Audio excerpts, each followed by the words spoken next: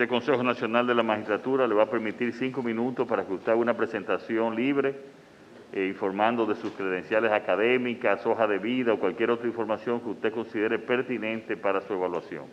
Inmediatamente pase esta presentación libre, los consejeros podríamos tener hasta 15 minutos para también hacer preguntas referentes a su evaluación para ser miembro del Tribunal Constitucional. Muchas gracias por su presencia y buena suerte. Buenos días, señor presidente y demás miembros que componen e integran el Consejo Nacional de la Magistratura. Excelentísimo señor Luis Abinader, presidente constitucional de la República Dominicana y del Colegio y del Consejo Nacional de la Magistratura. Honorables miembros que integran este órgano. En diferentes oportunidades me he presentado al Consejo con la aspiración de ser seleccionado en una de las altas cortes, pero nunca como ahora me he entusiasmado en participar en el cambio del sistema judicial dominicano, porque estoy convencido de que necesita de jueces probos e independientes comprometidos con la Constitución y con la ley. Yo soy Pedro Antonio Sánchez Rivera, profesor, juez de carrera, egresado de la Universidad Autónoma de Santo Domingo en el año 1989 con el título de doctor en Derecho. Soy docente en la UAS, fui profesor en la Escuela de la Judicatura, Escuela del Ministerio Público y el Colegio de Abogados. Ingresé al Poder Judicial en el 1998 como juez de primera instancia del Distrito Nacional. En el 2003 fui ascendido a juez de la Cámara Penal de la Corte de Apelación del Distrito Nacional. Consta en mi expediente títulos de posgrados, especialidades, maestría, diplomado, curso de Derecho Constitucional, entre otras ramas, que conllevan y me ayudan a administrar una justicia diáfana. Esa es mi misión y es mi compromiso. Nuestra hoja de vida sustenta además certificaciones y distinciones. Basta con señalar la otorgada en 2008 por el gobierno de los Estados Unidos mexicanos, que tras mi conferencia, Juicios Orales, el rostro humano de la justicia, me declaró visitante y huésped distinguido. La conferencia fue titulada El juicio penal debe ser oral y presencial, el rostro humano de la justicia. Sostengo la tesis de que la política criminal del Estado debe contribuir con la reeducación de la violencia. El desafío de la política criminal es la prevención. El juicio es un régimen de consecuencia que asegura la paz. La convivencia armónica es un aspecto que legitima el poder de los gobernantes en los estados democráticos. En consecuencia, si el Poder Judicial se muestra incapaz de limitar los abusos de otras ramas de los poderes públicos y recurre en su desempeño ordinario a vulnerar derechos de las personas regidos por valores supremos, la dignidad humana, al negarle una justicia pronta y cumplida, no se podría hablar de debido proceso, tampoco de juicio. La Constitución parte del supuesto de que las garantías constitucionales se aplican a todas las áreas del derecho, más aún en los derechos fundamentales, dentro de un orden de libertad individual y de justicia social compatible con el orden público y el bien general. La función del juez no es condenar, no es descargar. La sagrada misión del juez es hacer justicia. Aspiro a ser juez del Tribunal Constitucional, consciente de que tengo la vocación, la preparación, los méritos morales y éticos para continuar sirviéndole a Dios y a la patria. Ser juez es un honor en este momento histórico en que la sociedad aspira a una administración de justicia diáfana, equitativa, oportuna, imparcial y transparente, en la seguridad de que los jueces somos garantes del debido proceso, la Constitución y la ley, y que actuamos con independencia, con honestidad y con rectitud. Honorables consejeros, siento satisfacción de mis 32 años de carrera, 27 años de académico y 23 años como juez. Agradezco a Dios y a ustedes la oportunidad que se nos brinda para que, si así lo estima, pueda cuestionar mi vida pública, mi vida privada y mi vida de juez. A sus órdenes. Exactamente 5 minutos, doctor. Bien, el diputado Alfredo Pacheco y después el senador Bauta Rojas. Buenos días, distinguido Pedro Antonio Sánchez. Yo quiero preguntar para recabar su opinión, conforme a lo que dicta el derecho procesal penal, que veo aquí que es una especialidad de las que usted tiene, a la materia penal. ¿Qué opinión tiene usted sobre los recursos de casación en las medidas de coerción? Mire, no hay recurso de casación sobre medidas de coerción. Las medidas de coerción dictadas por el juez de primera instancia son recurribles ante la Corte de Apelación. No así por ante la Suprema Corte de Justicia, porque se eleve un recurso de casación. En caso de que así fuere, ese recurso de casación sería declarado irrecibible, porque la ley no contempla el recurso de casación sobre una decisión que reina sobre una medida de coerción, toda vez que en la medida de coerción no se juzga el fondo del asunto, tampoco se juzga si hay responsabilidad penal o no.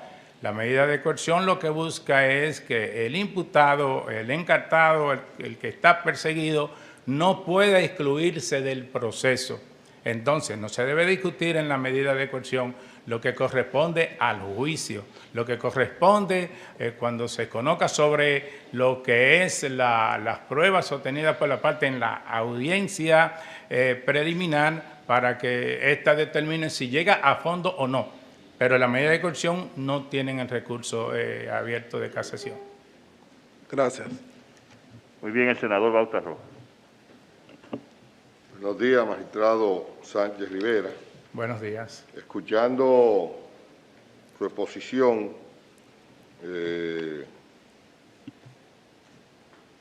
usted fue galardonado por una conferencia que dictó en México, que se titula, de acuerdo a lo que usted ha dicho, El rostro humano de la justicia.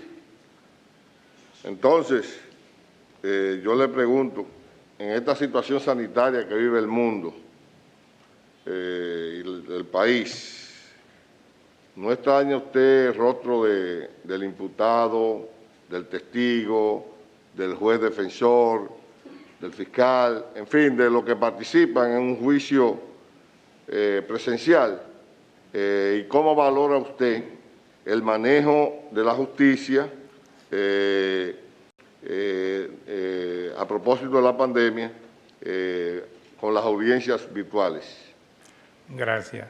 Fíjese, todas las etapas del proceso, vale decir, desde la investigación hasta cuando el fiscal decide solicitar una medida de coerción o hasta cuando termina con su investigación y solicita lo que es mediante, concluya la investigación y solicita entonces el juicio preliminar.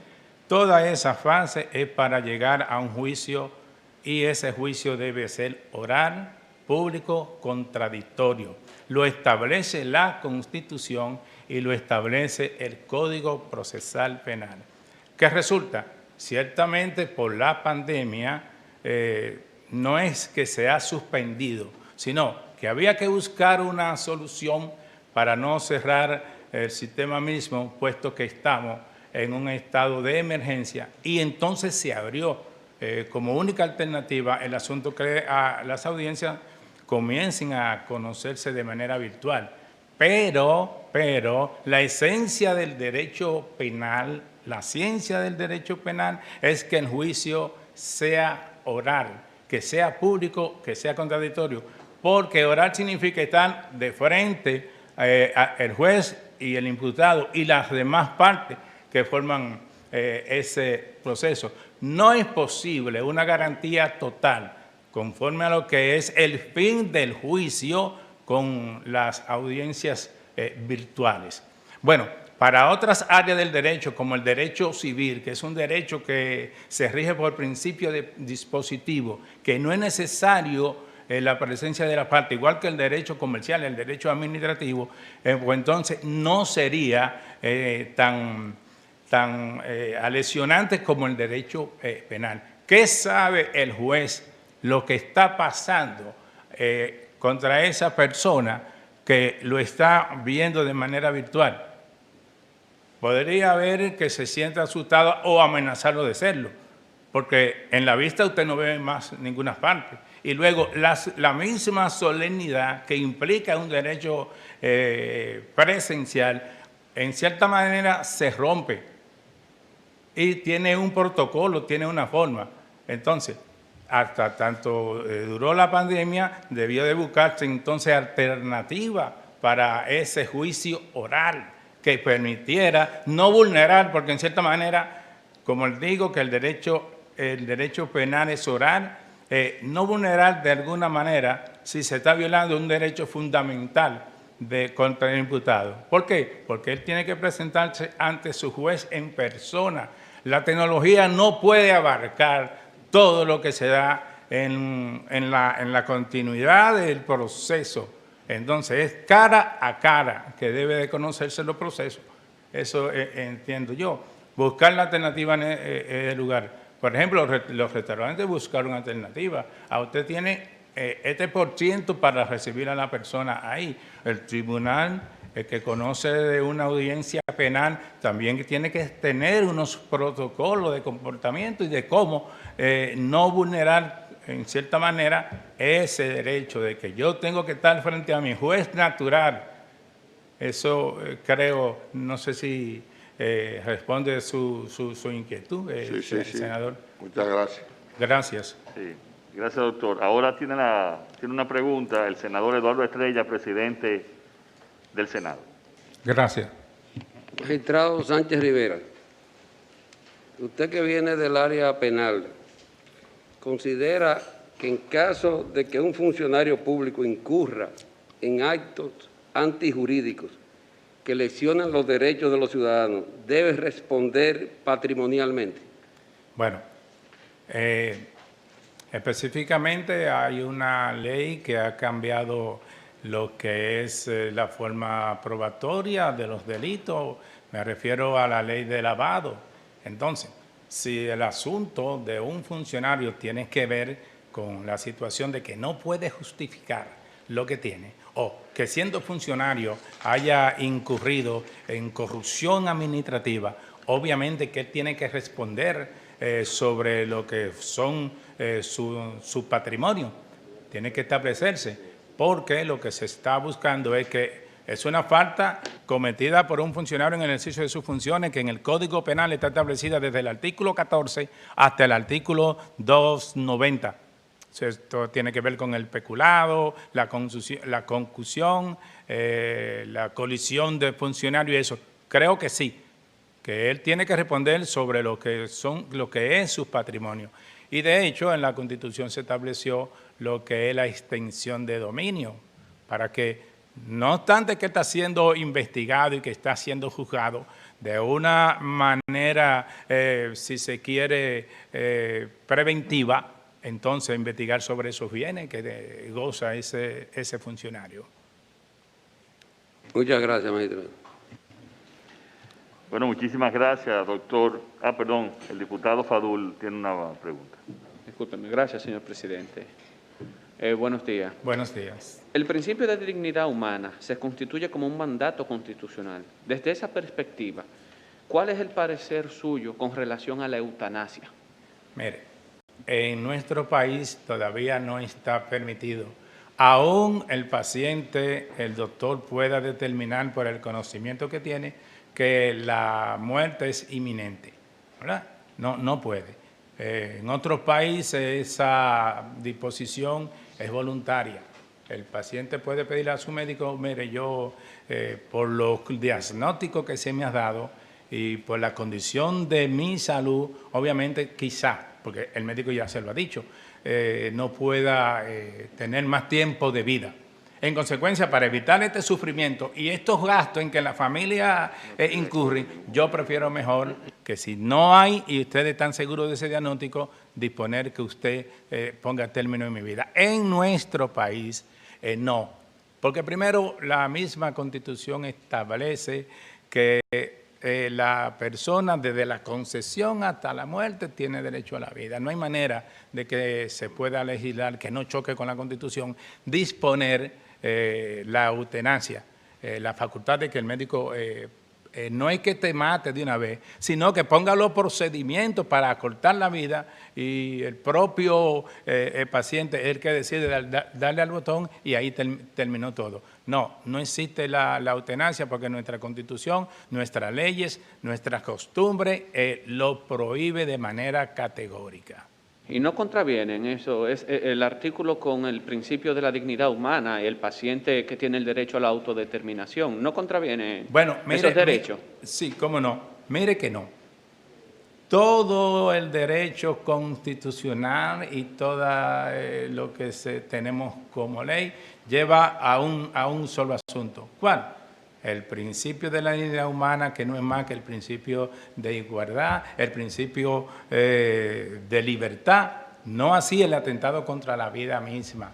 Entonces, usted no tiene un derecho en nuestro país tan amplio, tan grande, que pueda disponer de su propia vida. Es como el asunto mismo de que se conoce y se está discutiendo de las tres causales. Bueno, la Constitución establece que no puede suspenderse la vida. Entonces se ha dicho, ¿y qué pasa cuando ese futuro niño que tiene la madre se encuentra en peligro de seguir viviendo? Porque hay que nacer vivo, pero hay que nacer viable. ¿Puede entonces esa madre disponer, mire, yo prefiero o no quiero tener el hijo? No, las tres causales le establece no el médico, sino en cierta forma la ley. Una violación, que esté en peligro la vida misma de la madre o un insecto. Pero no tiene ese derecho tan grande para disponer. En otros países sí. Él puede disponer no ir a un hospital, no someterse a ningún tratamiento, decir quíteme todas estas cosas porque ya no quiero seguir viviendo. Aquí no. Y mire que en cierta forma usted dice, bueno, pero una gente se puede suicidar, pero por el suicidio no hay pena, porque usted no le está haciendo daño a otra persona y está lesionando más allá a la sociedad. Usted se está lesionando frente a sí. ¿Y cómo puede haber responsabilidad o pena cuando usted no ha dañado a otras personas? Muchísimas gracias. Gracias. Bueno, muchísimas gracias, doctor Pedro Antonio Sánchez Rivera. Muchas gracias por su participación y su respuesta y que pase muy buenos días. Gracias a ustedes, el placer es mío estar acá.